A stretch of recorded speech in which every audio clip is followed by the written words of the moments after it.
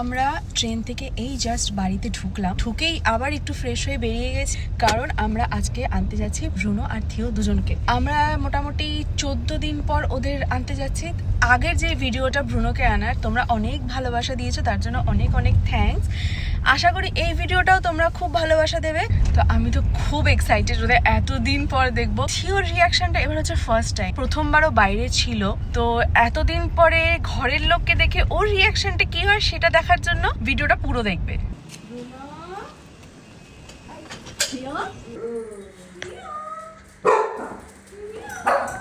তোমরা এখানে ব্রুনো আর থিওকে ছেড়ে যে আরও দুজনকে দেখতে পাচ্ছ, ওরা হচ্ছে ওই ক্রেচের মালিকের নিজস্ব কুকুর।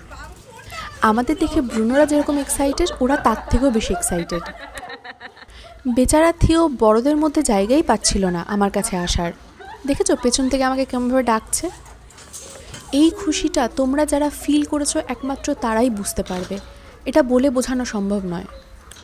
হ্যাঁ, ওদের ছেড়ে তো যেতে ইচ্ছে করে না, কিন্তু মাঝে মাঝে এমন কিছু পরিস্থিতি চলে আসে যেখানে ওদের ছেড়ে আমাদের যেতেই হয়। গুজরাটে যতদিন আছি ততদিন এই ক্রেজটাই আমাদের ভরসা, কিন্তু জানি না এত ভালো ক্রেজ কলকাতায় গেলে আমরা কোথাও পাবো কিনা।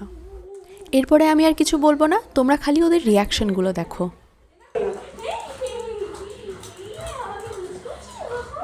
মাউ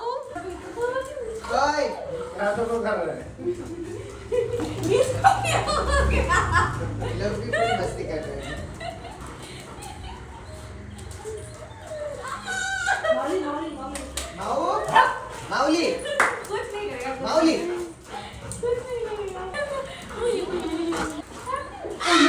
ओ बाप रे।